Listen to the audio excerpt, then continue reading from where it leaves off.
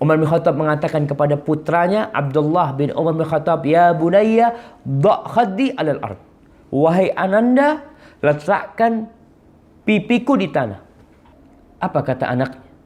Ya abati, kata dia, apa bedanya tanah sama pahaku? Biar kepalamu di pahaku. Umar marah kepada anaknya. La ummalak, dha' khaddi 'alal ard. Letakkan pipiku di bumi. Letakkan di tanah pipiku. Apa kata Umar bin Khattab? La'allallah ayyarhamani. Aku berharap dengan kondisi pipiku di tanah, Allah memberikan rahmatnya kepada aku. Allah kesian sama aku nanti. Wallahi jamaah, kita nggak tahu. Dan surga Allah itu mahal. Allahumma inna nas'aluka al-jannah wa na'udzubika minan nar. Kita berharap surga Allah, kita berdoa terus, tapi kita juga takut dari api neraka. A'udzu billahi minasy syaithanir rajim.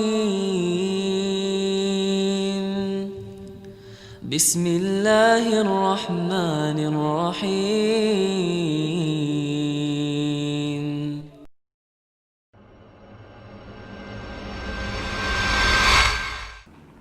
Taib, alhamdulillah alladzi arsala rasulahu bil huda wa dinil haq, yang mengutus rasulnya dengan petunjuk dan agama yang benar, liyudhhirahu 'ala ad-dini kullihi walau karihal musyrikun, agar Allah memenangkan agamanya di atas seluruh agama yang ada walaupun orang-orang musyrik membenci hal itu. Jadi kita sebagai umat Islam harus sadar bahwa ada orang-orang yang tidak suka dengan kita. Ada orang-orang yang benci kepada kita. Ada orang-orang yang mereka mungkin secara lisan mereka menyatakan damai, tapi tetap api permusuhan itu membara di dalam jiwa mereka. Allah mengatakan walan tarda ankal yahud walan nasara hatta tattabi'a millatahum. Tidak akan ridha orang Yahudi dan Nasrani sampai engkau mengikuti ajaran mereka. Allahumma salli wa sallim ala sayyidina Muhammadin wa ala alihi wa ashabihi ajma'in. Ya Allah, semoga salawat dan salam senantiasa tercurahkan untuk hamba kekasih-Mu, untuk baginda Nabi kita Muhammad alaihi salatu wassalam, yang diutus rahmatan lil alamin, sebagai kasih sayang buat alam semesta ini, kasih sayang buat seluruh umat manusia, kasih sayang buat seluruh binatang yang ada, kasih sayang untuk semut dan ikan-ikan di lautan. Semoga salat itu bersambung untuk keluarga beliau, untuk istri-istri beliau, untuk putra-putri beliau, dan untuk seluruh sahabat Nabi. Semoga Allah meridhai kita bersama mereka. Pada pagi hari ini kita akan berbincang tentang kita, tentang manusia. Apakah orang seperti kita pantas masuk surga? Dalam bayangan kita kalau melihat seorang ustadz, kita melihat seorang yang alim, yang senantiasa ke rumah Allah, kita berpikir, Masya Allah, ini orang bakal masuk surga nih. Kayaknya orang kayak aku susah untuk masuk surga.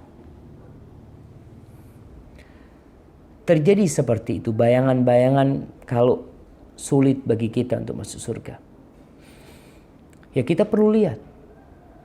Mungkin kita memang gak pantas masuk surga. Yang pertama, kita tahu semua bahwa tidak ada seorang pun yang masuk surga dengan amalannya. Tapi dia masuk surga karena rahmat Allah kepada dia. Berbicara tentang surga, ada sebagian orang yang mengatakan masuk surga itu lebih mudah daripada ngurus visa ke Amerika. Masuk surga itu lebih mudah daripada ngurus izin tinggal di Arab Saudi. Ucapan-ucapan yang menunjukkan bahwasanya memang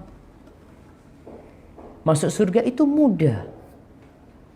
Tidak sesulit kesuksesan yang diraih di dunia.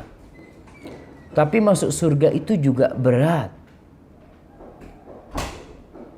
Tidak semudah yang dibayangkan, tapi juga tidak seberat yang kita pikirkan.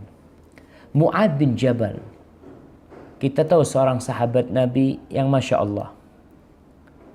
Yang Rasul SAW mengatakan, A'lamu ummati bil halali wal haram Mu'adz bin Jabal. Umatku yang paling faham, yang paling mengerti tentang halal dan haram adalah Mu'adz bin Jabal. Mu'adz, ingat hadis Mu'adz yang pernah dia dibonceng sama Nabi SAW di atas keledai. Kemudian Nabi bertanya kepada Mu'adz, "Ya Mu'adz, sallallahu alaihi wasallam, atadri ma haqqullah 'alal abid atau 'alal ibad wa ma haqqul ibad 'ala Allah?"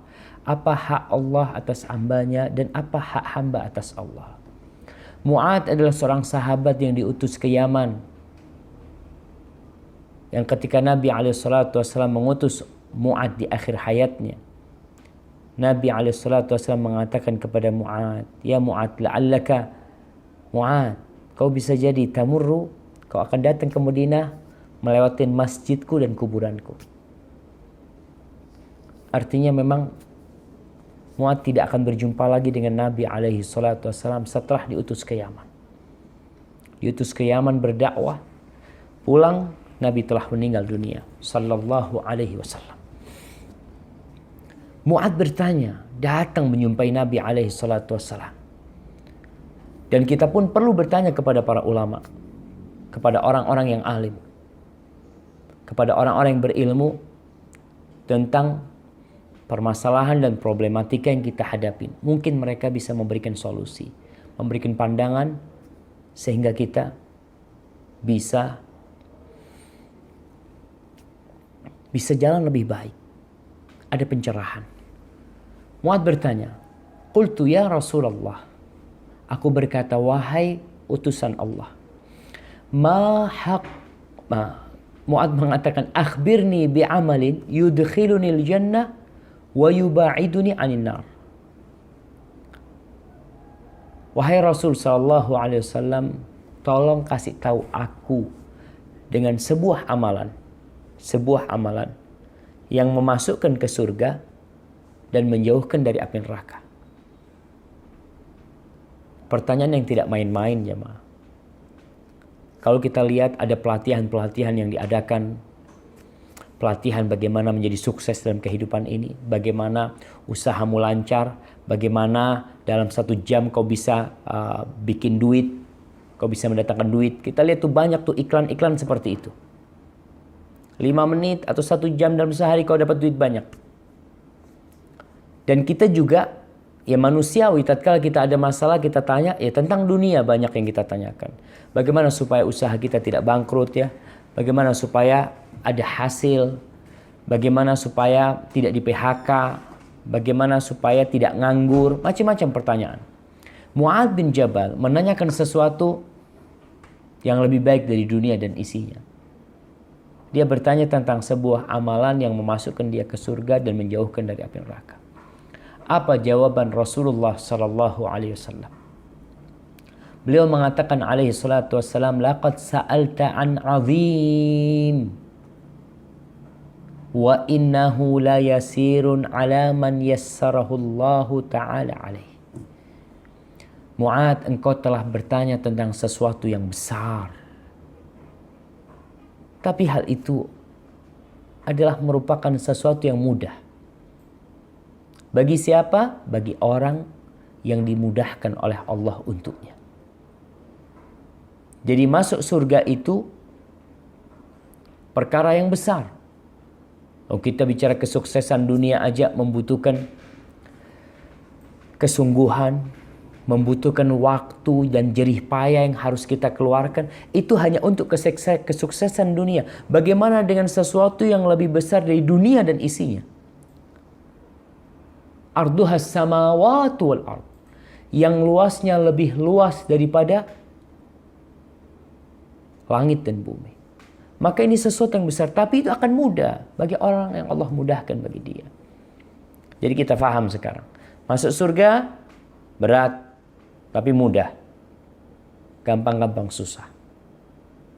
Dia akan jadi susah buat orang-orang yang tidak Allah mudahkan bagi dia. Ya kita lihat di dunia ini Masya Allah. Ada orang kerja capek, lelah, berkeringat, dapat gaji berapa? 40 ribu, 50 ribu. Tapi ada orang yang Masya Allah duduk-duduk, Masya Allah dapat fulus. Siapa yang memberikan itu? Rabbul Alamin, Allah Jalla Jalaluh. Allah yang memberikan hal itu. Begitu pula masuk surga Allah. Akan jadi mudah bagi orang yang Allah mudahkan bagi dia.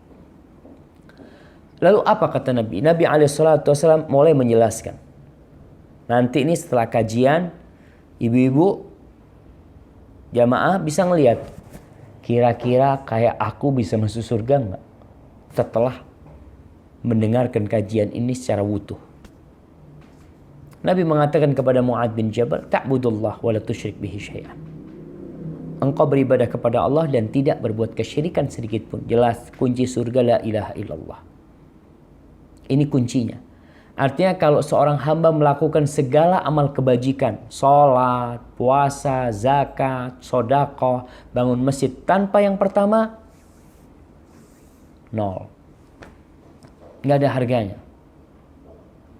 Seperti seorang yang ikut ujian di sebuah perguruan tinggi. Dia jawab dengan bagus semuanya. Nilainya 100. Tapi dia bukan mahasiswa di tempat itu. Dia nggak pernah daftar di sana. Apa akan dikasih ijazah oleh perguruan tinggi itu? Nggak ada. Dia nggak pernah daftar kau ke sini sebenarnya. Gimana kau? Kau mungkin masuk ujian, boleh. Tapi kau tidak akan pernah mendapatkan ijazah. Tidak akan pernah mendapatkan gelar LC atau S1, S2, S3. Nggak ada. Karena kau tidak terdaftar. Untuk masuk surga kau harus daftar dulu. Daftarnya la ilaha illallah. Asyhadu an la ilaha illallah wa asyhadu anna Muhammadar Rasulullah. Ini yang pertama. Lalu wa tuqimus shalah. Kau tegakkan salat, tegakkan salat. Nabi SAW tidak mengatakan kau salat. Karena iqamatus shalah, mendirikan salat artinya menegakkan dengan rukun, syarat, sunnah-sunnah ditegakkan tuh salat. Wa tuqimus shalah. Wa tu'tiyaz zakah. Dan engkau mengeluarkan zakat. Berikan zakat itu. Untuk masuk surga nih. Ini Nabi SAW sedang memberikan kiat-kiat masuk surga. Kau bayarin zakat. Banyak orang-orang kaya raya susah mengeluarkan zakat. Kemarin ada yang pesan amanah, Ustadz, ana minta tolong Ustadz. Kalau Ustadz isi kajian, tolong sampaikan masalah zakat. Ana ngomong, iyalah bang, ana mau sampaikan masalah zakat. Cuma yang hadir kajian ana orang-orang tidak wajib zakat. Gimana ana mau jelaskan? Yang wajib zakat nggak pernah hadir kajian. Maka tugas kita memang datang ke mereka, menyampaikan tentang kewajiban ini. Wa tu'tiyaz zakah. Kau keluarkan zakat. Wa tasuma Ramadan. Kau puasa di bulan Ramadan. Nah. Dan kita tahu bagaimana pengaruh puasa untuk masuk surga. Salah satu amalan yang tidak ditakar pahalanya adalah puasa. Wa tahujjul bait, haji. Jadi orang mau masuk surga tuh ya sudah rukun Islam yang 5. Kalau kurang ya akan berkurang persentase masuk surganya. Mungkin dia masuk surga tapi nyemplung ke neraka dulu.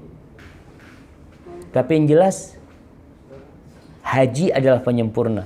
Rukun Islam. Kalau dulu ada istilah kita waktu kecil 4 sehat 5 sempurna. Nah, Haji kewajiban buat yang mampu. Kau mampu, berangkat haji. Mampu apa Ustaz? Ada yang mengatakan, Ustaz mampu gimana? Anak kayaknya belum mampu. Ada orang memang nggak punya uang cash.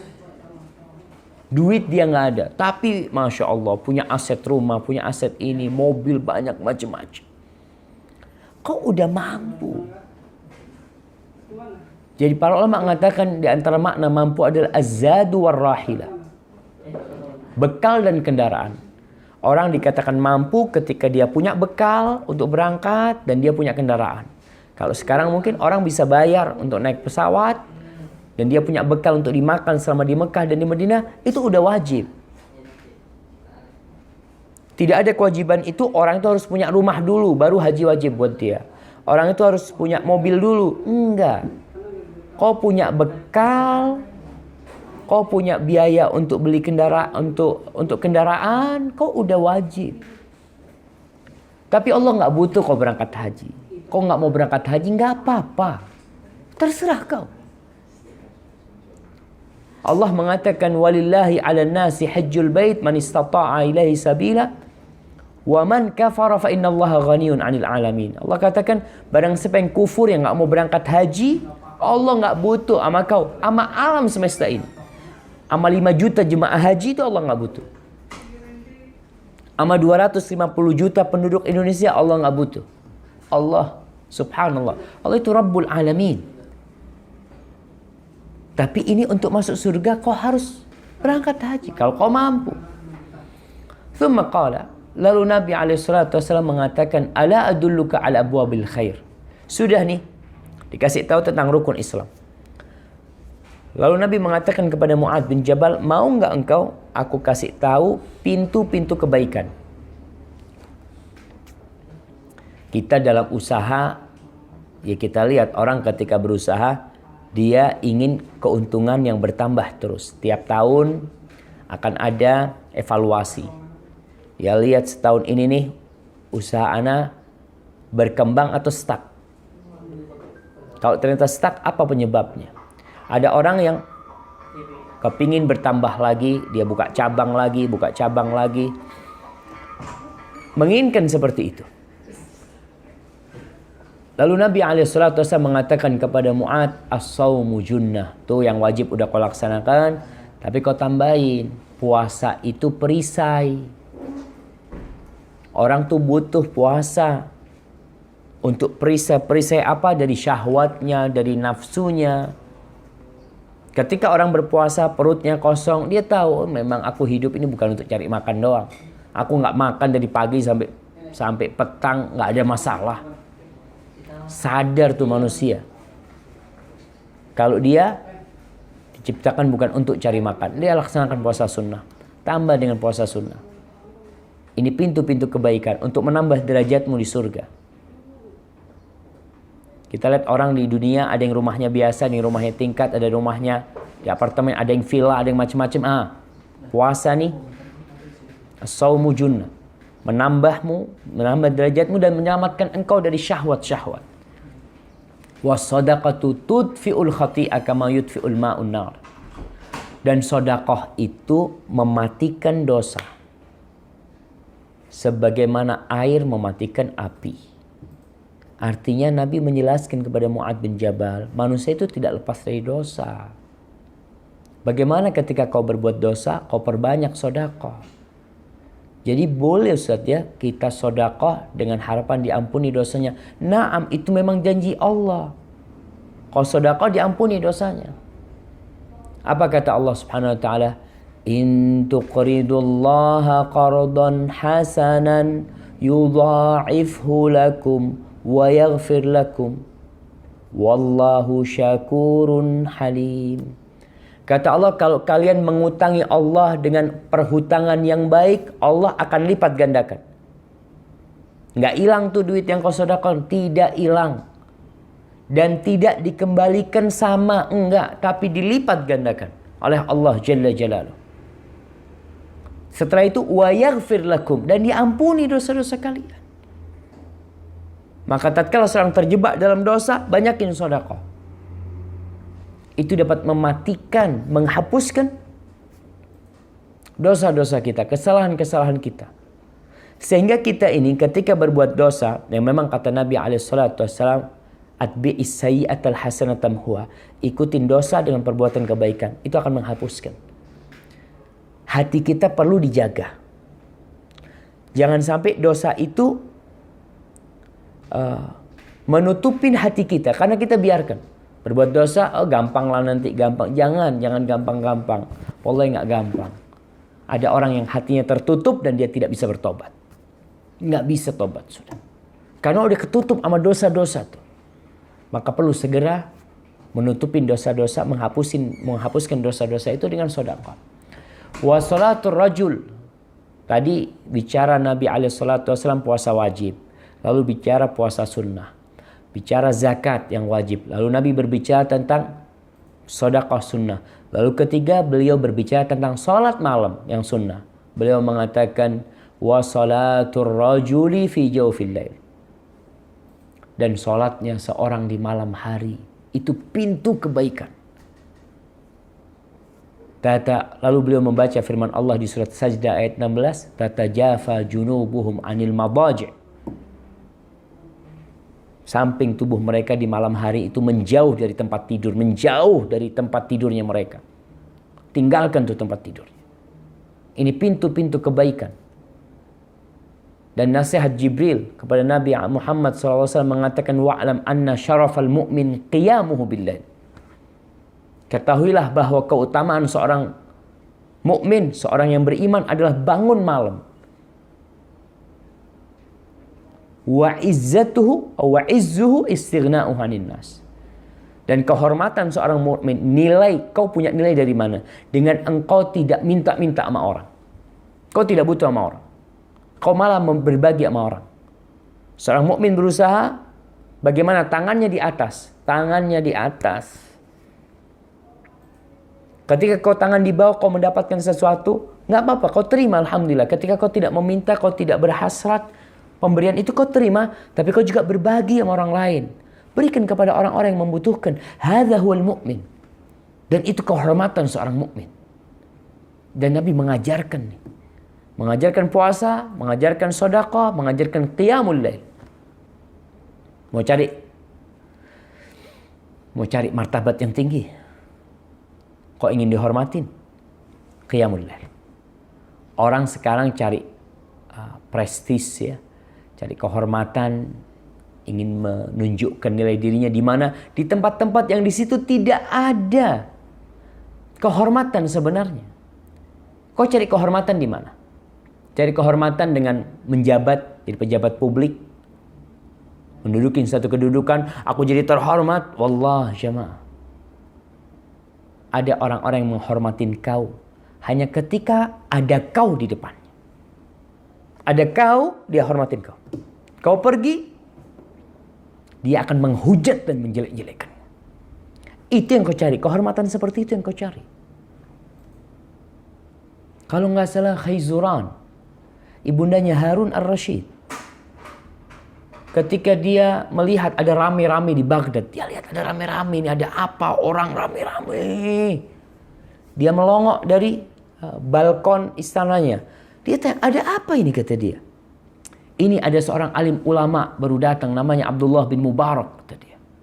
Orang rame untuk belajar sama dia, untuk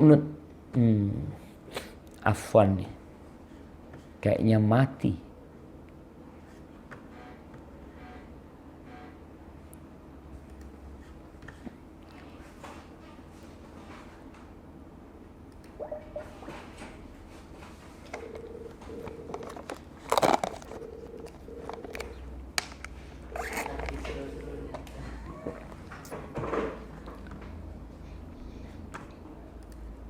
Assalamualaikum Ustaz. Waalaikumsalam warahmatullahi. Baik, kita lanjut. Sebentar Ustaz, mau duduk sebentar Ustaz.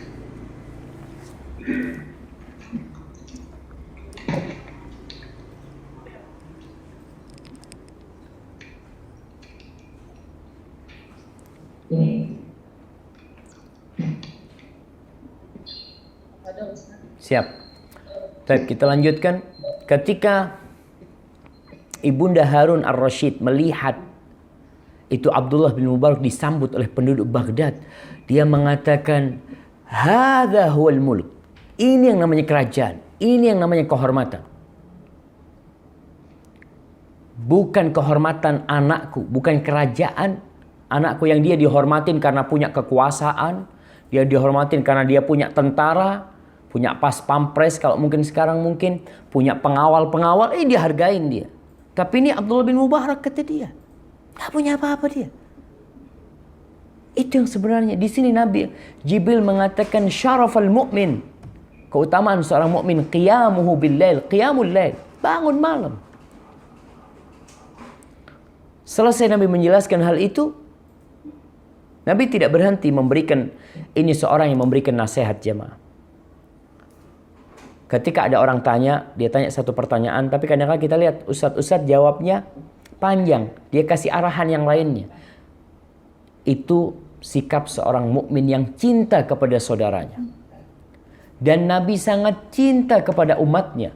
Bahkan Nabi pernah bersumpah berkata kepada Mu'ad bin Jabal mengatakan, wallahi inni uhibbuka. Demi Allah aku cinta sama kau Mu'ad. Jangan kau tinggalkan, fala tada'anna fi duburi kulli salat.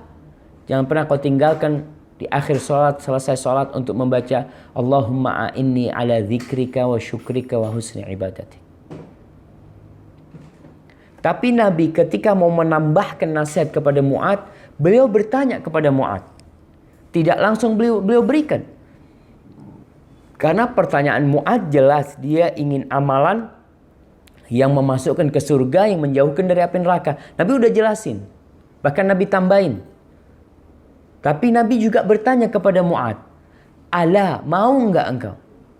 Kalau Nabi mengatakan, ala ukhbiruka, engkau mau enggak aku kasih tahu? Bira'sil amr, dengan inti urusan. Kepalanya urusan ini apa? Wa amuduhu, dan amud itu bisa berarti tiang. Tapi amudul faqari dalam onta itu tulang punggungnya yang mendukungnya. Wa dzirwatu samani, dan puncak dari punuknya. Onta tuh punya punuk tuh, ada kepala, ada tulang punggungnya, ada punuknya. Yang puncak dari punuknya itu apa? Qultu bala ya Rasulullah. Maka Mu'ad mengatakan, tentu ya Rasulullah, kasih tahu aku tuh Ra'sul amril Islam. Kepalanya urusan ini Islam. Jadi kalau ada onta nggak ada kepalanya, walaupun bagus, ya nggak bisa hidup dia. Intinya Islam. Inna dina indallahil Islam. Agama yang diterima di sisi Allah, yang diridhoin Allah, cuma Islam. Islam aja, nggak ada lainnya. Maka Nabi menjelaskan kepada Mu'ad bin Jabal. Dan ini harus difahami oleh setiap muslim. Kalau agama yang kau anut adalah agama yang benar, lainnya salah. Naam. Wa man yabtaghi ghairal islami dinan fala yuqbala min. Barang siapa yang mencari agama selain Islam, Allah nggak akan terima. Allah nggak akan terima. Siapa yang ngomong Allah, nggak akan Allah terima. Makanya Nabi SAW menekankan kepada Mu'ad, kepalanya nih Islam. Tulangnya itu, tulang punggungnya itu adalah salat. Wa amuduhu salah. Puncak dari punuknya itu adalah al-jihad. Berjuang di jalan Allah Jalla Jalaluh. Nah, itu sabda Nabi SAW. Apakah selesai? Enggak. Nabi bertanya lagi kepada Mu'ad. Thumma qal. Kemudian beliau bertanya, ala ukhbiruka bimilaki dzalika kullihi. Mau enggak engkau? Subhanallah. Tidak langsung dikasih tahu sama Nabi SAW. Cara seperti ini untuk mendorong konsentrasi. Orang supaya fokus juga. Dia tanya, ala ukhbiruka bimilaki dzalika kullihi.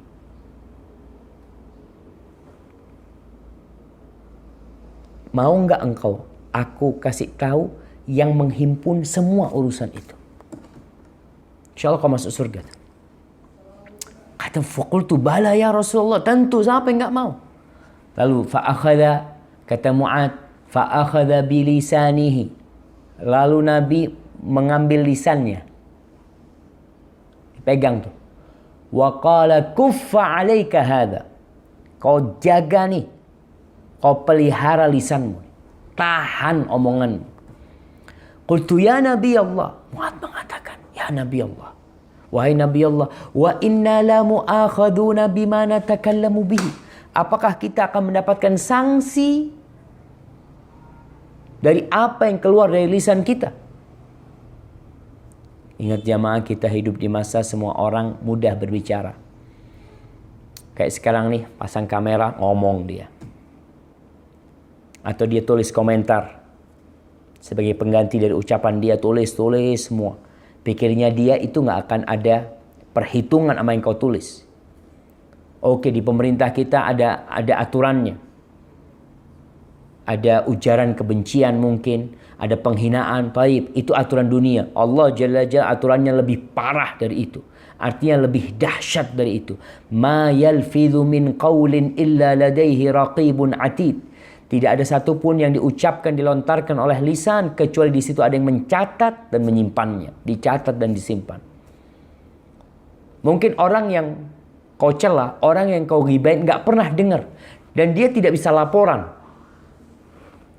Tapi Allah catat. Ketika Mu'adz bertanya kepada Nabi SAW, apakah kita akan mendapatkan sanksi dari apa yang kita ucapkan? Lalu Nabi mengatakan kepada Mu'adz bin Jabal, sallallahu ala nabiyyina wa sallam, thaqilatka ummuka ya Mu'adz, fahal yakubbun nas fin nari ala wujuhihim aw ala manakhirihim illa hasaidu alsinatihim. Kau tahu Mu'adz, itu orang-orang yang tersungkur di dalam neraka. Di wajah mereka, di hidung mereka tersungkur mereka dalam neraka. Itu gara-gara apa? Tidak lain adalah hasil dari omongan lisan mereka. Omongan lisan mereka aja. Maka kalau kita berbicara, mungkinkah orang seperti kita masuk surga? Ya kita perlu lihat. Surga itu bukan hanya buat ustadz, enggak. Bukan hanya untuk para ulama, lah. Surga itu uiddat lil muttaqin, disediakan buat orang-orang yang bertakwa. Itu surga.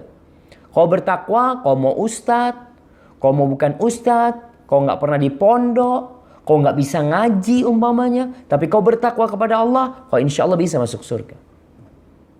Tapi sebaliknya, cerita Nabi SAW ketika ditanya tentang seorang wanita, taqumul lail, itu wasiat Nabi kepada Mu'adz dia amalkan. Taqumul lail, salat 5 waktu sudah dilaksanakan. Puasa Ramadan udah dia laksanakan. Zakat insya Allah udah dia laksanakan. Bahkan dia naik tingkatannya. Seorang wanita ini. Apa? Tasum an-nahar, puasa sunnah. Gak cukup itu. Taqumul lail, salat malam. Yang dikatakan itu adalah kemuliaan seorang mukmin. Wa tatasaddaq, dia sedekah lagi. Kurang apa? Pintu-pintu kebaikan dia amalkan. Tapi yang terakhir dari wasiat Nabi kepada Mu'adz dia nggak amalin. Apa yang tidak diamalkan? Lakinnaha salitah. Tapi dia ini perempuan yang pedes kalau ngomong. Tu'zi jiranaha. Menyakiti tetangga dengan omongannya. Dengan lisannya. Masuk surga. Apa kata Nabi SAW? Hiya finnar. Di neraka tempatnya itu perempuan. Wallahi jamaah. Tadi kita bicara susah-susah mudah masuk surga Allah. Dan Nabi udah kasih sama kita tuh suatu kemudahan. Jaga lisan. Jaga lisan kalian. Jadi kenapa pemerintah kita perlu bikin aturan-aturan yang tiap tahun dirubah, direvisi? Karena memang ya kejahatan dan kriminalitas tiap tahun bertambah. Tidak berkurang ternyata. Tambah tahun tambah bertambah. Baik, bicara tentang mudah masuk surga. Perempuan pelacur. Pelacur. Ngasih minum anjing masuk surga. Mudah apa nggak mudah masuk surga? Tapi kau lihat. Kenapa tuh pelacur memberi minum seekor anjing masuk surga? Dan kenapa itu wanita gara-gara lisannya masuk neraka. Atau wanita gara-gara kucing masuk neraka, dan pelacur gara-gara anjing masuk surga. Kebayang nih, pelacur ngasih minum anjing masuk surga. Kenapa? Para ulama menjelaskan bagaimana perjuangan wanita ini.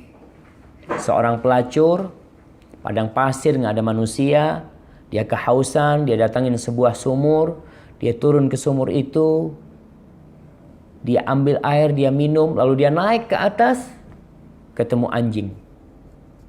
Ya'kulu thara minal atash. Anjing yang makan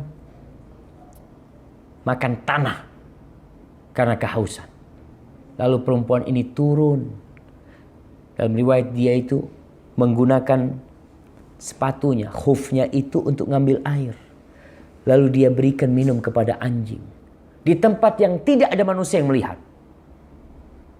Hanya dia, itu anjing, dan Rabbul Alamin. Dan Allah pencipta alam semesta ini yang melihat. As-Sami Al-Basir, dia lihat. Tidak ada manusia yang melihat. Sehingga dia bisa riak. Nggak ada, cuma sama anjing. Karena keikhlasan dia, Allah ampuni dosa-dosanya dan Allah masukkan ke dalam surga. Tapi ada seorang wanita yang masuk neraka gara-gara kucing. Kucing yang dikurung sama dia. Nih sekarang nih banyak orang piara kucing ya.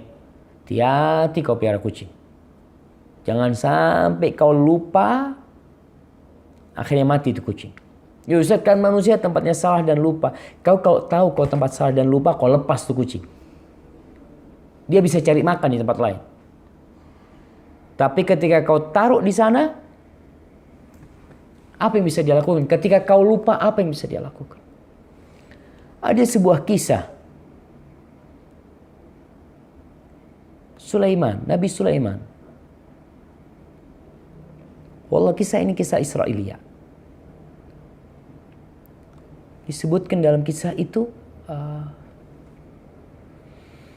Nabi Sulaiman bertanya kepada semut, kau dalam setahun butuh makan berapa?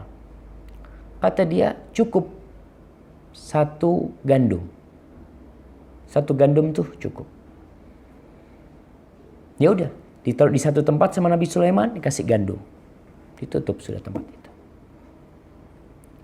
Dalam riwayat itu disebutkan, setahun kemudian Nabi Sulaiman buka. Ternyata gandum itu tinggal separuh. Tinggal separuh gandum itu.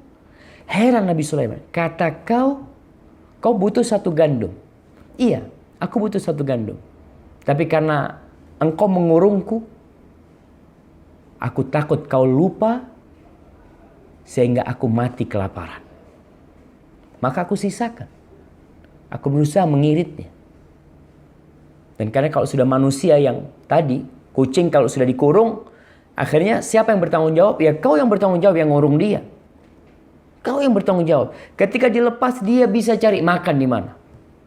Mungkin dia mati ketabrak, mungkin dia mati jatuh, nama itu urusan dia. Tapi yang jelas dia punya kesempatan bisa berusaha. Tapi kalau dikurung, nggak ada usaha. Maka hati-hati. Jangan sampai binatang yang kita piara, nanti pada akhirnya kita akan bertanggung jawab pada hari kiamat. Karena kita menyebabkan kematian mereka. Kita tidak kasih makan. Iya kalau nggak sengaja atau apa, ini nanti urusannya sama Allah Subhanahu Wa Taala. Kita berdoa, Rabbana la tu'akhidna in nasina aw akhtana. Ya Allah jangan berikan sanksi kepada kami kalau kami lupa atau kami salah. Nah kita minta ampun sama Allah Subhanahu Wa Taala. Ahibati rahimakumullah. Dalam sebuah hadis disebutkan. Hadis ini diriwayatkan oleh Abu Ya'la di dalam musnadnya dan Al-Asbahani dalam Targhib wa Tarhib, dan disebutkan hadis ini sanadnya hasan oleh sebagian ulama. Bagaimana Nabi mengatakan sallallahu alaihi wasallam, ana wa imra'atun saf'aul khaddain kahatain yaumil qiyamah. Aku bersama seorang wanita yang pipinya mungkin ada hitam-hitamnya. Aku pada hari kiamat itu seperti ini sama dia. disebutkan ketika Nabi SAW hendak masuk surga, wanita ini juga ikut masuk surga bersama Nabi SAW. Seperti ini kata Nabi SAW. Kenapa perempuan ini? Ada apa dia bisa bersama Nabi SAW masuk surga? Nabi mengatakan, imra'atun amat min zawjiha. Wanita ini ditinggal mati oleh suaminya. Dzatu mansibin wa jamal. Dia itu wanita yang cantik, wanita yang memiliki kedudukan, tapi hasabat nafsaha ala yatamaha. Tapi dia tidak menikah kembali. Dia berusaha untuk membesarkan anak-anak, mendidik mereka dengan benar sampai mereka besar dan mereka meninggal dunia. Hadis ini diriwayatkan Abu Dawud. Dan sanadnya memang dhaif, tapi sebenarnya memang saling menguatkan sanad itu juga berdasarkan sabda Rasulullah sallallahu alaihi wasallam yang sahih, ana wa kafilul yatim kahatain. Aku bersama orang yang memelihara anak yatim seperti ini, kata Nabi alaihi salatu wasallam. Dan riwayat tadi menjelaskan bagaimana nanti pada hari kiamat seorang wanita itu gara-gara dia membesarkan anaknya, dia sabar ditinggal mati suaminya, mendidik anaknya dengan benar, pada hari kiamat dia masuk surga. Dan ada yang menyebutkan masuk surga buat wanita lebih mudah daripada orang laki. Lebih mudah. Tidak ada jamaah. Artinya tidak harus ke masjid sholat berjamaah. Tidak ada sholat Jumat. Tidak ada jihad fi sabilillah. Nggak ada tuh buat wanita. Tapi buat laki ada hal itu. Masuk surga buat wanita, kata Nabi alaihi salatu wassalam. Nabi mengatakan, idza shallatil mar'atu khamsaha wa shamat syahraha wa ata'at zawjaha wa hafizat farjaha qila laha udkhulil jannah min ay abwabil jannati syi'ti. Ini bagi para wanita. Wanita yang salat 5 waktu. 5 waktu aja nih. Puasa Ramadan. Taat dan patuh kepada suaminya. Taat dan patuh kepada suaminya. Ibu-ibu lihat. Yang jadi ibu-ibu nih, para wanita coba lihat. Kau taat enggak sama suamimu? Patuh enggak sama suaminya? Kira-kira pernah enggak engkau membantah suami? Kata suami jangan kayak gini, suami pergi kau lakukan itu. Ya kau yang lebih tahu. Tapi kalau wanita taat dengan patuh sama suami, setiap dipanggil dia datang. Nggak pernah dia tunda-tunda kedatangannya. Dipanggil fulana, panggil Betty Habibati. Panggil, nggak pernah dia mengatakan tunggu, nggak, dia datang. Dia datang, taat dan patuh sama suaminya. Walaupun dalam kondisi yang berat. Karena memang hak seorang suami sangat besar, jamaah. Sehingga suami ibu-ibu, suami seorang wanita, itu adalah surga dan nerakanya. Pernah ada seorang wanita, dia nggak mau nikah. Akhirnya orang tuanya mengadukan tuh anak kepada Nabi SAW. Lalu ketika dia dipaksa nikah, dia datang kepada Nabi SAW. Tunggu ana bacakan hadisnya supaya lengkap. Nah,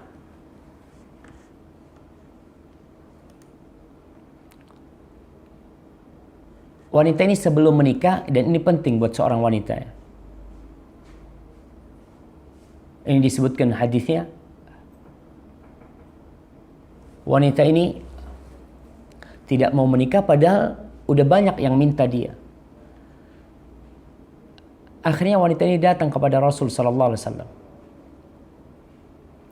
Dia bertanya, "Ya Rasulullah, apa hak seorang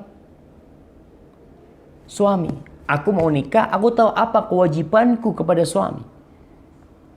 Lalu Nabi alaihi salatu wasallam menjelaskan, "Lau kana min qadamihi ila mafriqi ra'sihi qurhatun." Tanbajis, kalau dari telapak kakinya sampai ke kepalanya itu ada borok yang mengeluarkan nanah, al-qayh was-sadid. Thumma istaqbalathu falahasathu, kemudian perempuan ini mendekap suami lalu dijilatin itu lukanya, ma'addat haqqahu. Itu tidak akan menyelesaikan haknya. Lalu wanita ini berkata, kalau begitu aku tidak akan menikah ya Rasulullah SAW. Aku takut tidak bisa melaksanakan kewajibanku kepada suamiku. Wallahi jamaah, nggak main-main. Nabi SAW mengatakan, innama huwa jannatuki au naruki. Suamimu itu surgamu atau nerakamu, surga atau neraka. Makanya Nabi SAW mengatakan, wa ata'at zaujah, ini hak suami terbesar, taat. Tadi Nabi sekedar menggambarkan besarnya hak seorang suami atas istrinya. Dan Nabi mengatakan, kau taati, yang taat sama suaminya. Wa hafidhat farjaha, dia jaga kehormatannya, jaga kemaluannya. Maka akan dikatakan kepada wanita ini, qila laha udkhulil jannah min ayyi abwabil jannati syi'ti. Silahkan kau masuk surga dari pintu mana saja yang kau mau. Dari mana aja. Asalkan tadi kau amalkan hal itu. Kisah seorang sahabat dalam hadis riwayat Bukhari, Al-Bara' bin Azib menceritakan ini tentang bagaimana ada amalan-amalan yang kecil bisa memasukkan kau ke surga sebenarnya. Artinya mudah masuk surga itu. Tapi masuk neraka juga mudah. Oleh karena itu Nabi SAW mengatakan bahwa al-jannatu aqrabu ila ahadikum min syiraki na'lihi wan naru mithlu dzalika.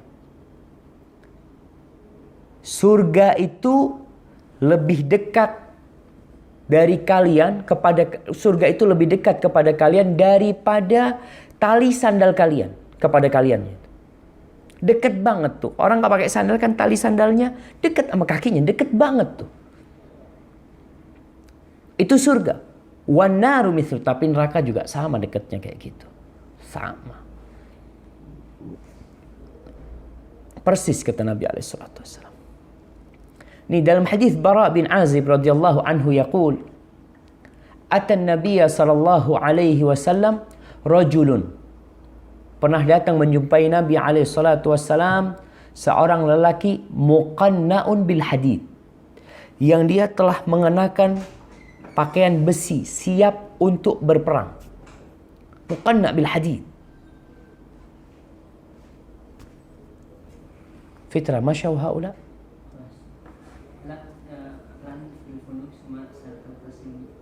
Barakallahu fikum. Afwan, ana putus barusan karena ada sesuatu. Muqanna' bil hadid, orang ini dengan pakaian besinya dari kepala sampai bawahnya sudah pakaian besi siap berperang.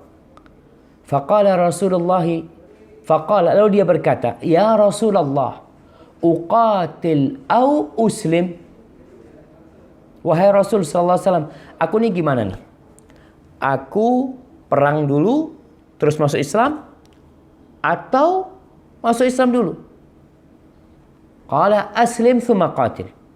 Kau masuk Islam dulu, karena tadi ingat ceritanya Mu'adz bin Jabal, kunci masuk surganya adalah la ilaha illallah. Maka kau harus masuk Islam dulu.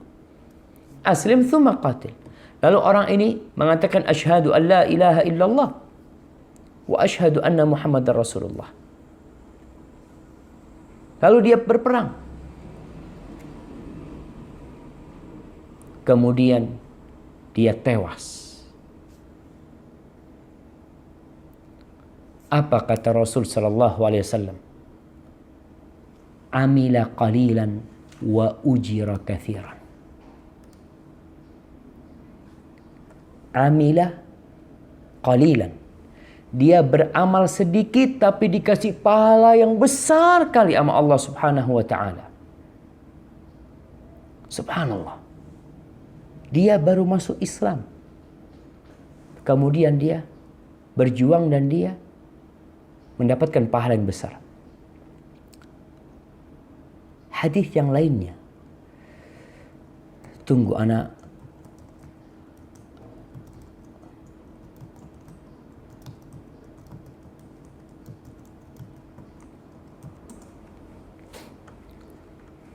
Ada seorang badui, seorang sahabat yang masuk surga sedangkan dia belum pernah sujud satu kali pun.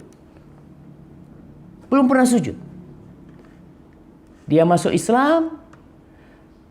Sahabat ini namanya Amr bin Thabit bin Wuqais. Disebutkan bahwasanya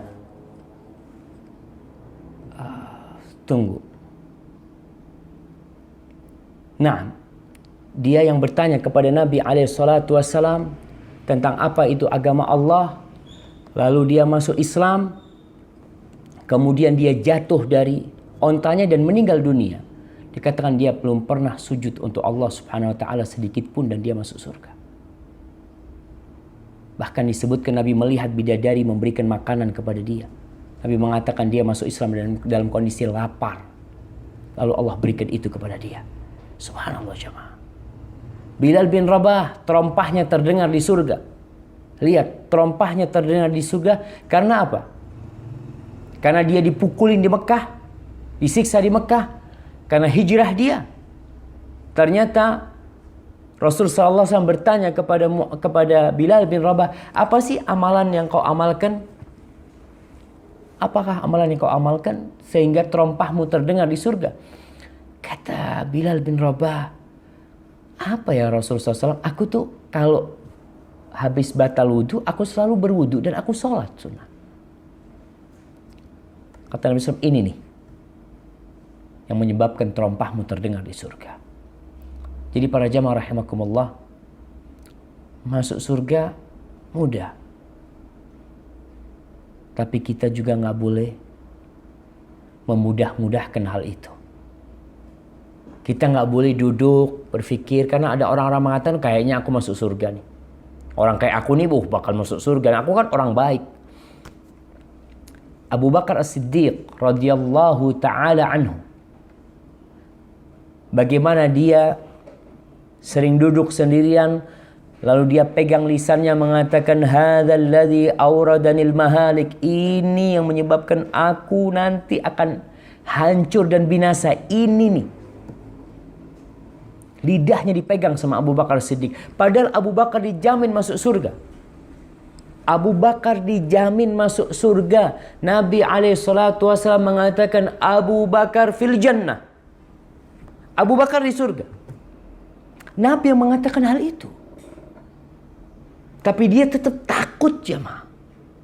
Dan seorang mukmin harus tetap takut. Kita bahas pada pertemuan sebelumnya tentang bagaimana istiqamah. Salah satu tanda orang yang istiqamah, dia adalah orang yang senantiasa antara takut dan berharap kepada Allah SWT. Abu Bakar mendapatkan harapan besar untuk masuk surga, tapi dia tetap takut jangan-jangan dia masuk neraka gara-gara lisannya. Padahal dia dijamin masuk surga. Umar bin Khattab radhiyallahu taala anhu. Bagaimana Umar bin Khattab radhiyallahu taala anhu pada suatu hari dia hendak mensolatin seorang yang meninggal di masa Umar bin Khattab. Lalu kata Hudzaifah ibnul Yaman, seorang sahabat yang menyimpan nama-nama orang munafik, kata Hudzaifah, la, kau jangan solatin dia. Dia termasuk orang yang disebutkan namanya sama Nabi SAW, termasuk orang munafik. Ketika ada kesempatan itu, langsung Umar bin Khattab memegang Hudzaifah bin Yaman. Anshuduka billah. Umar ini orang yang takut sama Allah. Sampai dikatakan ada garis hitam di pipinya. Karena dia sering menangis kepada Allah Jalla Jalaluh. Dia tanya, meminta kepada Hudzaifah bin Yaman, mengatakan, hal ana minhum? Au sammani laka Rasulullah sallallahu alaihi wasallam, apakah Nabi menyebut namaku termasuk orang-orang munafik? Padahal Umar dijamin masuk surga. Umar takut dia terkena sifat munafikin. Lalu Hudzaifah mengatakan, tidak, dan aku tidak akan memberikan kesaksian buat orang lain kecuali buat kau. Sudah selesai. Artinya kalau ada orang tanya lagi, aku termasuk yang disebutkan sama Nabi, tidak, Mu'ad tidak akan memberikan hal itu. Wallahi jamaah, sahabat-sahabat Nabi yang Allah menyebutkan perjuangan mereka. Lalu Allah mengatakan laqad radiyallahu, Allah telah ridha kepada mereka. Allah telah ridha. Allah tahu dengan isi hati mereka. Ternyata tidak membuat mereka jadi GR, merasa baik, merasa sok suci, tidak. Seorang tabi'in, Ibn Abi Mulaikah, dia mengatakan adraktu 30 min ashabin Nabi sallallahu alaihi wasallam. Aku telah berjumpa dengan 30 sahabat Nabi. Kulluhum yakhafu ala nafsihi nifaq. Semuanya takut dia termasuk munafik. 30 sahabat. Kita merasa ya sudah seakan-akan sudah melewatin surga Allah SWT. Pernah kita duduk tanya, ya Allah, jangan-jangan aku munafik. Jangan-jangan aku pura-pura ngaji. Aku pura-pura baik. Aku datang ke majelis. Bayangkan orang munafik ini itu ada di masa Nabi SAW. Yang menjadi imam adalah Nabi SAW. Yang berceramah, yang memberikan pencerahan adalah Nabi SAW. Sholatnya di mana? Sholatnya di Masjid Nabawi. Berkumpul dengan Abu Bakar, Umar, Utsman, Ali, dengan orang-orang soleh. Ternyata ada orang-orang munafik. Dan bisa jadi di tengah-tengah kita ada orang-orang munafik. Dan mungkin kita termasuk orang-orang munafik. Kata Ibn Abi Mulaikah, semuanya takut mereka terkena penyakit nifaq. Dan kita perlu takut.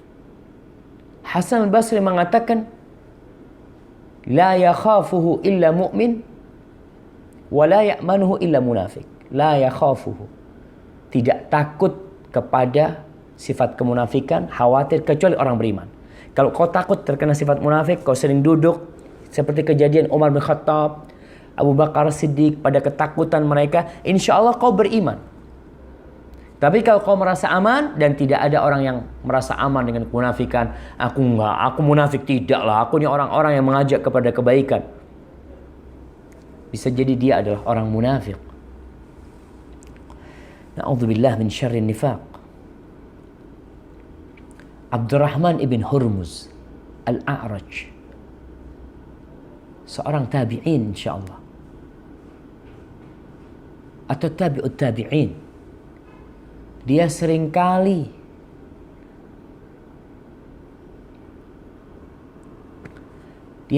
ngomong sama dirinya,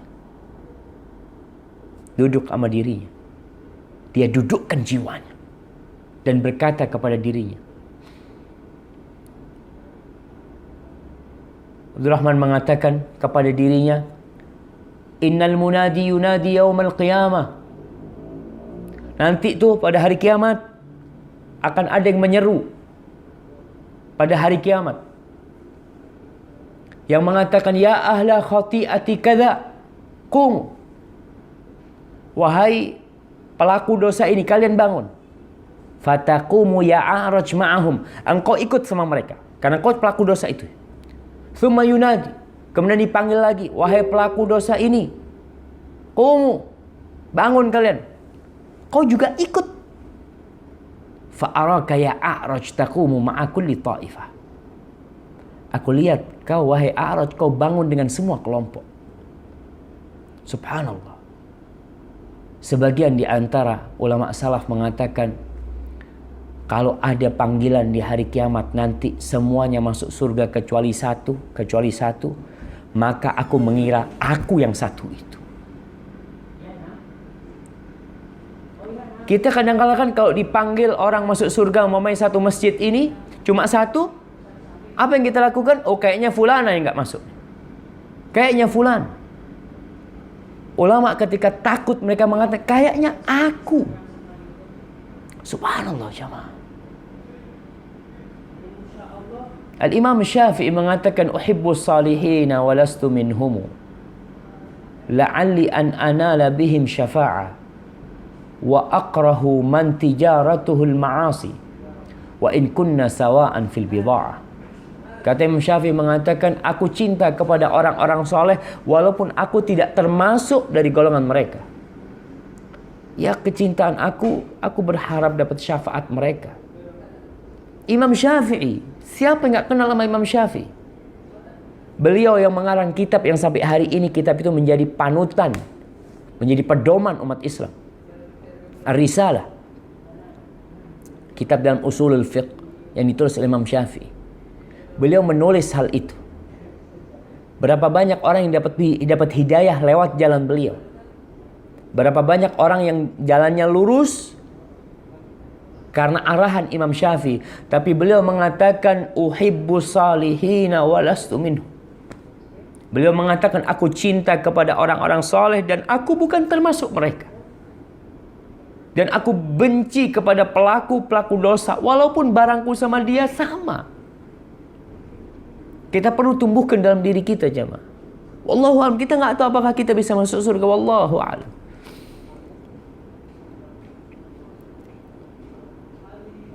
Muhammad bin Wasi',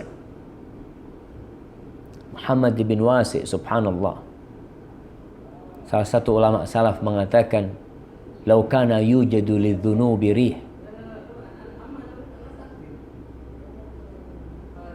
lau kana yujadu lidzunubi rih, ma qadirtum an tadwa minni minnatani rih." Dia mengatakan, andai kata dosa itu ada aromanya, andai kata dosa itu ada baunya, kalian tidak akan bisa mendekat kepada aku karena busuknya aromaku. Wallahi jamaah. Dia mengatakan, innama huwa afullah aw nar. Yang ada nanti pada hari kiamat, ampunan Allah, maaf dari Allah, kalau enggak neraka sudah. Ini seorang yang soleh, yang dikenal doanya mustajab, Muhammad bin Wasi'. Dia begitu takut. Yang ada pada hari kiamat, ya tadi, Allah maafkan atau neraka yang ada.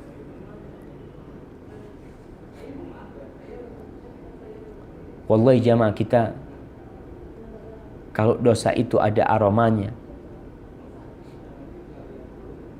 ada baunya, wallahi kita tidak akan bisa kumpul bersama. Cuma memang Allah menutupi dosa-dosa kita.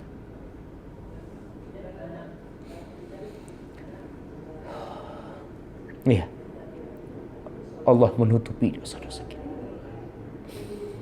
Semoga Allah kelak yang menutupi dosa kita ketika kita hidup di dunia. Kelak pada hari kiamat dia mengampuni dosa-dosa kita.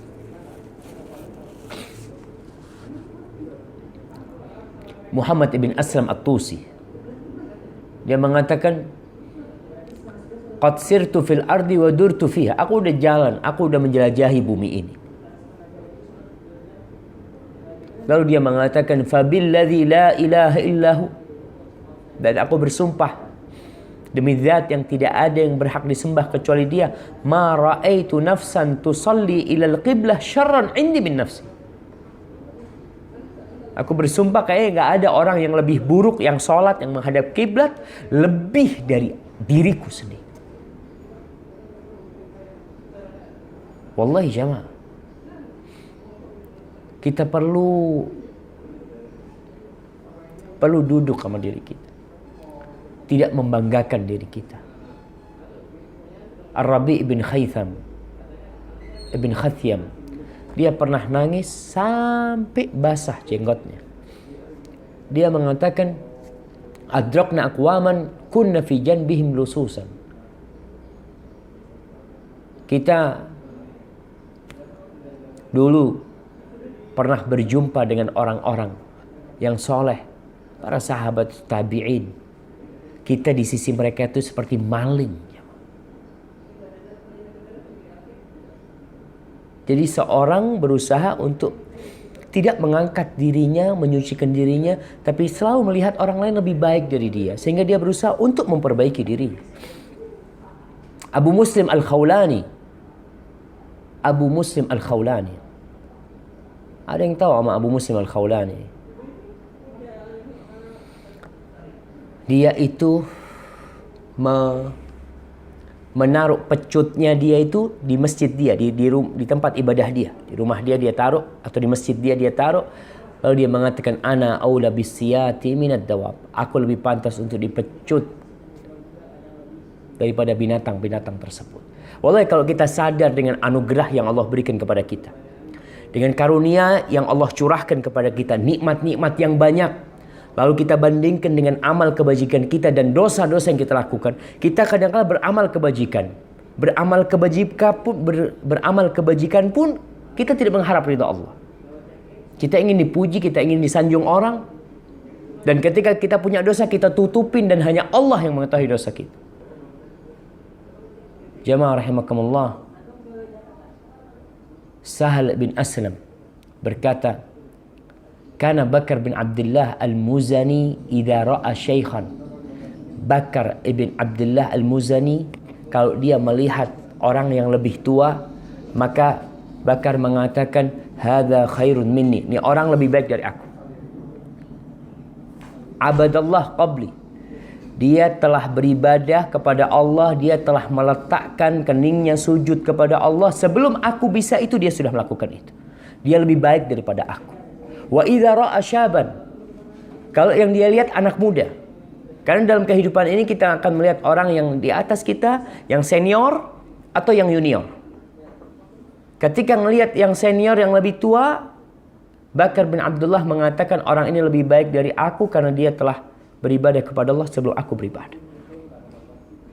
Kalau dia melihat anak muda, qala hadza khairun minni. Ini anak muda lebih baik dari aku. Kok bisa anak muda lebih baik dari engkau? Naam. Irtakabtu dzunub aktsar mimma irtakab. Aku berbuat dosa lebih banyak daripada dosa dia. Karena secara umur, orang semakin panjang umurnya dosanya lebih banyak daripada yang baru. Mungkin baru 5 dosanya, baru 7 dosanya, baru 10. Sedangkan aku udah berapa dosa yang aku lakukan. Dan dia juga berkata, in arada laka iblis. Kalau iblis datang sama kau lalu menawarkan, faqala inna laka fadlan ala ahadin min ahli Islam. Lalu iblis itu mewahyukan atau membisikkan kepadamu bahwa kau itu adalah orang yang punya kontribusi besar kepada umat Islam. Atau kau punya kebaikan lebih utama dari fulan. Kau lebih baik daripada fulan. Maka kata Bakar mengatakan, kau lihat. Kalau orang itu yang dibisikkan iblis membisikkan kau lebih baik dari dia, kau lihat. Kalau orang itu lebih tua, maka katakan, orang ini lebih baik dari aku. Dia berilman lebih dulu. Dia beramal soleh lebih dahulu daripada aku. Dia lebih baik dari aku.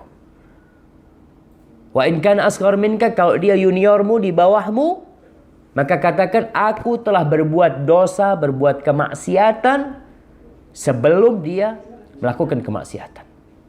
Aku lebih berhak mendapatkan sanksi, dia lebih baik dari aku. Karena sejatinya dalam kehidupan ini kau akan melihat ya 2 jenis manusia. Yang lebih tua dari engkau atau yang lebih muda dari engkau. Jamaah rahimakumullah. Hasan al-Basri, ulama-ulama yang lainnya, Salim ibn Abdullah ibn Umar. Ketika Salim ibn Abdullah ibn Umar ketika haji, dia itu berdesakan dengan seorang lelaki.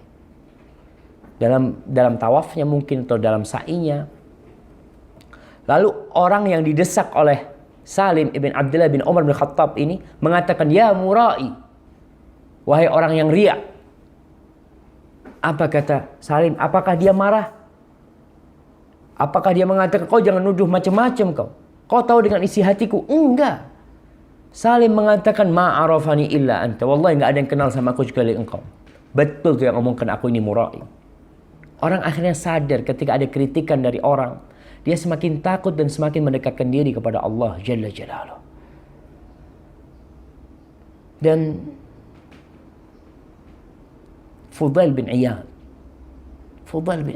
Seorang alim ulama di Mekah. Yang terkenal sejaman dengan Abdullah bin Mubarak. Yang kita tahu ucapan dia yang terkenal tentang firman Allah. Liyabluwakum ayyukum ahsanu amala. Untuk menguji siapa di antara kalian yang paling baik amalannya. Fudail mengatakan Allah tidak menerima kecuali amalan yang benar dan saleh. Aswabuhu wa akhlasuhu. Yang terbenar dan ikhlas karena Allah SWT. Itu yang akan diterima. Apa kata Fudail bin Iyad? Dia mengatakan, "Man arada an yanzura ila mura'in falyanzur ilayya." Barang siapa yang ingin melihat kepada orang yang ria, hendaklah melihat kepada dirinya. Dia menunjukkan kepada dirinya. Wallahi jamaah, kita perlu duduk, tadi anak katakan, merenungkan diri kita. Kita ini termasuk yang mana? Tapi tetap dalam semua hal kita perlu husnudzan sama Allah. Kita berharap Allah mengampuni dosa-dosa kita. Kita berharap Allah menerima amalan kita. Tapi kita tetap takut. Sampai kapan rasa takut itu menemani kita? Sampai kematian datang. Sampai kematian tiba. Umar bin Khattab ketika kematian tiba, ketika dia ditusuk di bawah pusarnya, darah itu mengalir. Ketika dia minum susu, kemudian susu itu keluar dari luka tusukan itu, lalu dikatakan, "Ausi ya Amirul Mukminin, kau sudah kasih wasiat, udah nggak bisa disembuhkan, sudah habis nih," kata dokternya. Umar bin Khattab mengatakan kepada putranya Abdullah bin Umar bin Khattab, "Ya bunayya, dha' khaddi 'alal ard." Wahai ananda, letakkan pipiku di tanah.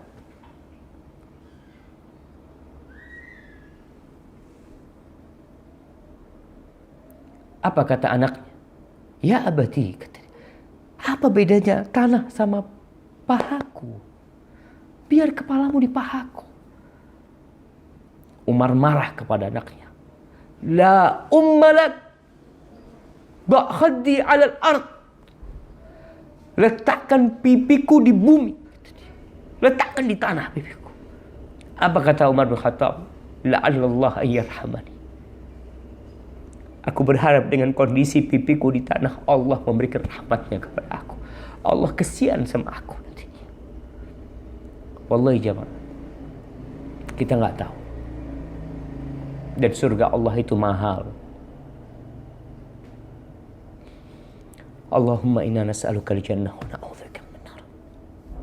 Kita berharap surga Allah, kita berdoa terus, tapi kita juga takut dari api neraka. Hadza wallahu a'lam bissawab. Itu mungkin yang bisa kita kaji pada kesempatan kali ini. Semoga bermanfaat buat kita, menjadi kita lebih dekat sama Allah Subhanahu wa taala dan tidak sok suci dalam kehidupan ini. Barakallahu fiik. Kalau kiranya ada pertanyaan, tafadhali.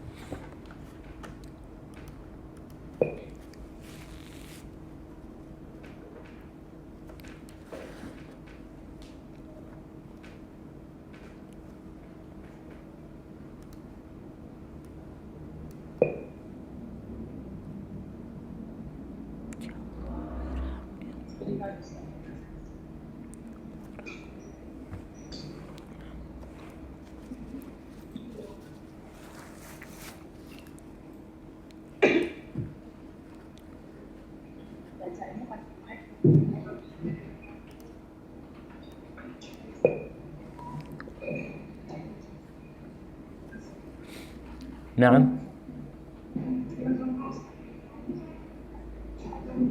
Ya. Assalamualaikum Ustaz. Waalaikumsalam warahmatullah. Naam. Manakah yang harus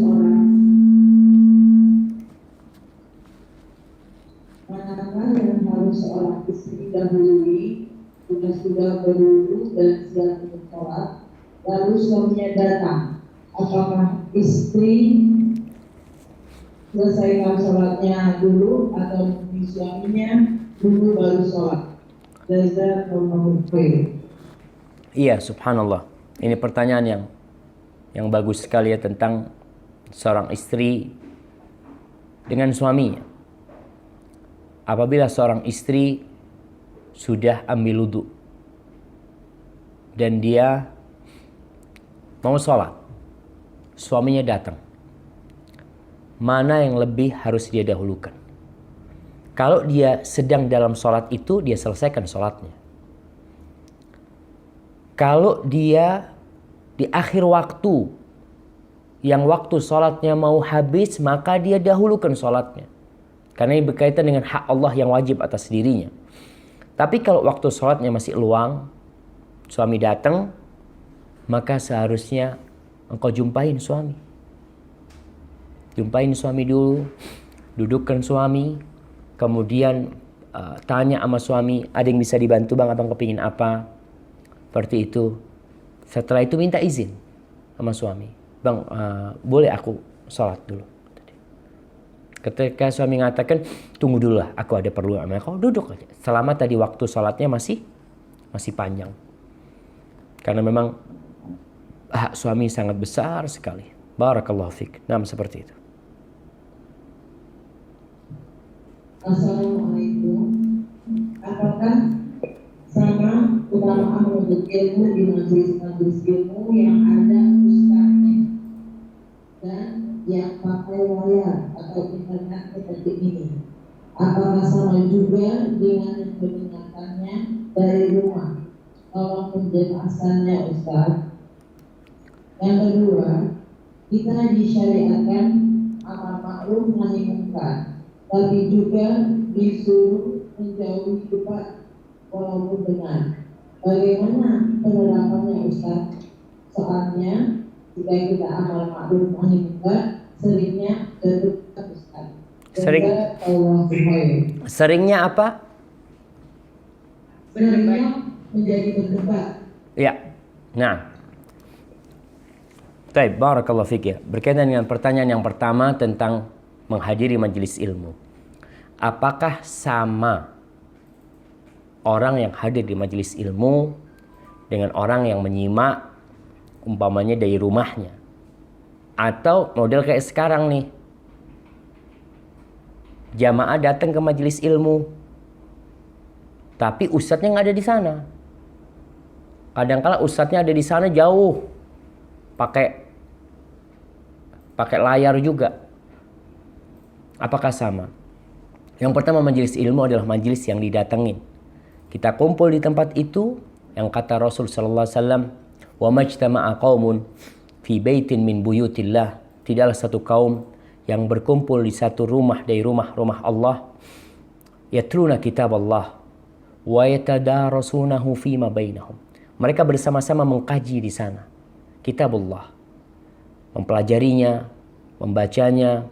Apa yang terjadi? Illa nazalat alaihimur rahmah, illa nazalat alaihimus sakinah. Kecuali sakinah akan turun kepada mereka. Mereka kumpul bersama nih. Berarti kalau ibu-ibu sekarang kumpul bersama di satu tempat untuk mengkaji bersama, baik itu ada ustadznya atau tidak ada ustadznya, ngaji bareng di sana, mempelajari bersama, insya Allah akan turun tuh sakinah tersebut. Karena mereka kedatangannya ke sana memang berkumpul bersama untuk mempelajari syariat Allah, mempelajari agama Allah, mempelajari Al-Quranul Karim. Tapi sekarang ada sarana yang menyebabkan mereka lebih mudah. Adalah gimana kalau ngajinya Ustadz, kita berlima nih di rumah, kita setel nih kajian kitab atau kajian apa, lalu kita bersama-sama mempelajarinya. Dapat enggak Ustaz? Mudah-mudahan dapat. Rahmat Allah itu luas, seluas langit dan bumi. Terus bagaimana yang di rumah? Di rumah nonton di rumah kajian. Ya semoga Allah memberikan rahmatmu sesuai dengan kesendirianmu. Kalau di sana kan kebersamaan. Dalam hadis itu mereka bersama-sama. Ketika kau sendirian, seperti orang yang ngaji, baca Quran sendirian di rumahnya. Apakah dia akan mendapatkan malaikat akan turun ke mereka, umpamanya, ke orang ini? Wallahu a'lam bishawab. Sepertinya dalam hadis itu dianjurkan kebersamaan, kumpul bersama-sama, mengkaji bersama-sama.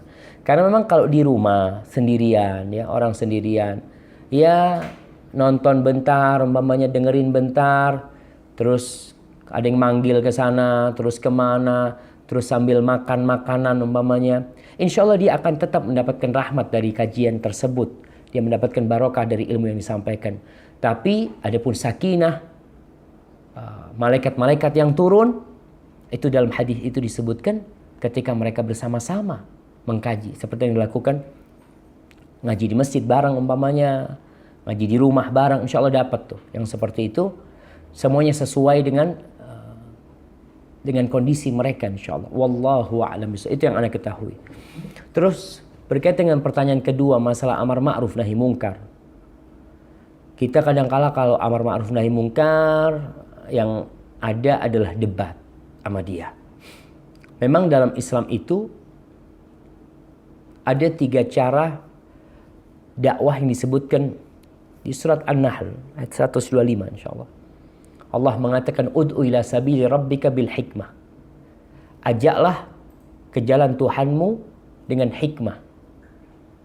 Hikmah ini al-ilmu wal amalus salih, ilmu dan amal saleh. Hikmah itu meletakkan sesuatu di tempatnya dengan hikmah.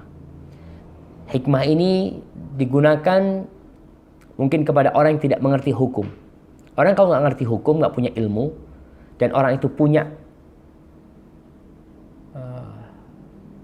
dorongan untuk berbuat baik, itu tinggal dikasih tahu, mas, sholat duha itu insya Allah mudahkan rezekinya umpamanya. Dia akan seperti Allah akan jamin tuh.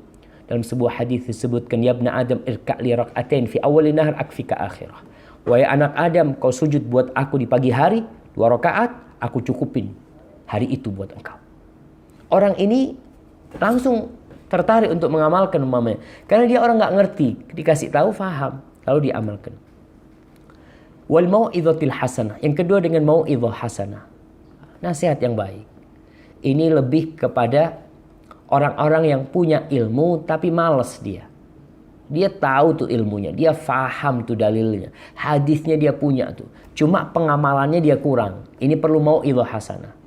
Mau'izah hasanah itu adalah nasihat dengan menceritakan reward dari Allah, balasan dari Allah yang akan diberikan kepada dia, ya, surga Allah, kebaikan-kebaikan, dan dengan menceritakan tentang dahsyatnya api neraka. Jadi dia perlu dikasih peringatan orang ini. Karena orang itu punya ilmu sebenarnya. Ada ilmunya, lulusan pesantren dia ini Ustaz. Cuma nggak tahu. Dengar azan ya kadangkala meremehkan sekali sama sholat. Dia ada ilmunya, maka perlu mau'izah hasanah. Yang ketiga, wajadilhum billati hiya ahsan. Jidal. Berdialog dengan cara yang paling baik. Jadi kalau dialog ini harus dengan cara yang lebih baik. Kenapa? Karena dalam perdebatan itu biasanya akan terjadi emosi. Akan terjadi ungkapan-ungkapan yang seharusnya tidak disampaikan. Biasanya kalau debat kayak gitu tuh. Makanya ketika seorang hendak menyampaikan, dia lihat debat ini buat orang yang dia punya syubhat. Dia sudah punya ilmu dan dia menentang dengan apa yang disampaikan ini. Dan untuk debat ini diperlukan orang yang berilmu. Kalau kau nggak berilmu, artinya kau hanya bisa memberikan nasihat, kau kasih nasihat. Ketika dia ngajak debat, afwan, ana kalau untuk dialog, untuk debat, ana nggak punya ilmunya. Ana cuma ingin memberikan nasihat kepada engkau. Dan ana yakin, udahlah kalau umpamanya bicara hukum wajib atau sunnah umpamanya, kadang-kadang itu menjadi perdebatan, ya kau katakan udahlah, anggap itu sunnah umpamanya. Tapi kan baik buat engkau. Kenapa kau tidak mengamalkan hal itu? Nggak perlu kita debat masalah itu panjang lebar. Jangan sampai kita nggak punya ilmu berdebat, akhirnya debat kusir. Yang ada permusuhan di antara kita akhirnya. Hadza wallahu a'lam bissawab. Nah.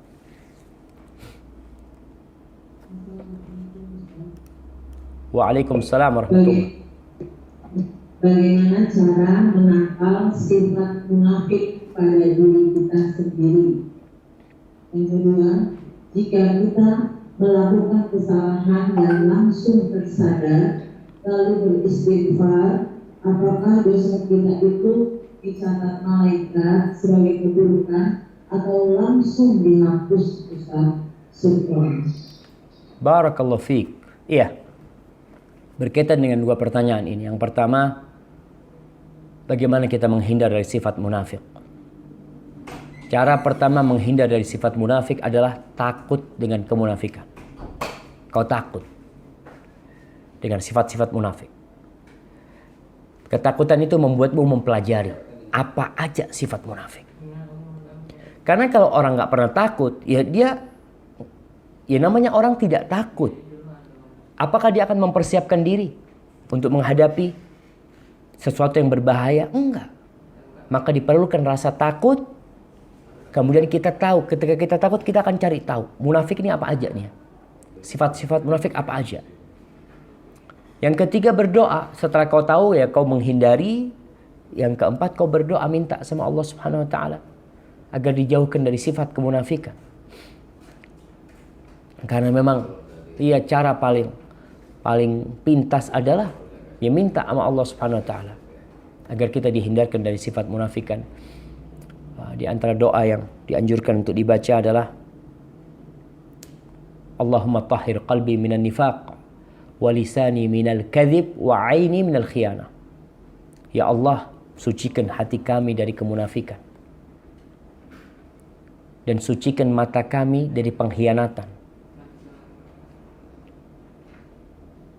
Allahumma tahhir qalbi min nifaq wa lisani minal kadzib, dan lisanku dari kebohongan dan mataku dari pengkhianatan. Doa, baca doa, minta sama Allah Subhanahu wa taala. Adapun yang berkaitan dengan masalah orang yang melakukan dosa. Apakah ketika orang melakukan dosa itu langsung dicatat dosa itu? Dalam sebuah hadis, anak-anak lama, hadis itu lama anak nggak membacanya, tapi kira-kira maknanya bahwasanya Rasul SAW menjelaskan ada dua malaikat yang mencatat, kiraman katibin, malaikat-malaikat yang mulia yang mereka tidak mencatat kecuali yang telah diperintahkan kepada mereka.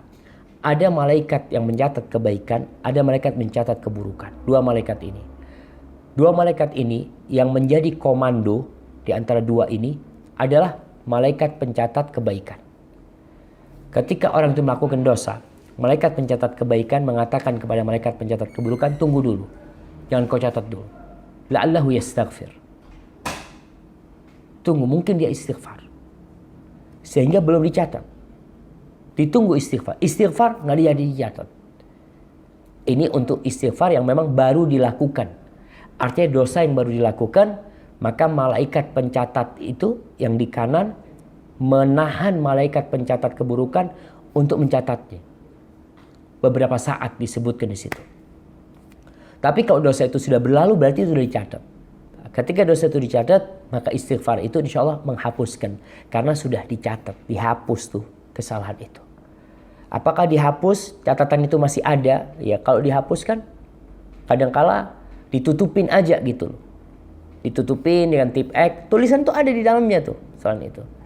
Ketika dia balik, apakah itu akan balik lagi dosa itu seperti itu? Tergantung, kalau taubatnya dia, istighfar dia benar, insya Allah dihapuskan. Artinya dosa yang lalu udah gak dianggap. Maka dengan cara seperti itu, ya kita istighfar terus dan bertobat kepada Allah Subhanahu wa taala dengan harapan dosa-dosa kita dihapuskan sama Allah Subhanahu wa taala. Baik, mungkin itu pertanyaan terakhir jemaah ya. Karena ada khalas udah ini karena ada yang perlu diantar ke airport. Mudah-mudahan kita bisa lanjutkan pada kesempatan yang akan datang. Mohon maaf atas segala kesalahan. Apabila yang ana sampaikan benar itu dari Allah Jalla Jalaluh, kalau ada yang salah itu dari diri ana pribadi, Allah dan Rasulnya terbebaskan dari kesalahan itu. Subhanakallahumma wa bihamdika asyhadu an la ilaha illa anta astaghfiruka wa atubu ilaik. Wassalamualaikum warahmatullahi wabarakatuh. Waalaikumsalam warahmatullahi wabarakatuh. أعوذ بالله من الشيطان الرجيم بسم الله الرحمن الرحيم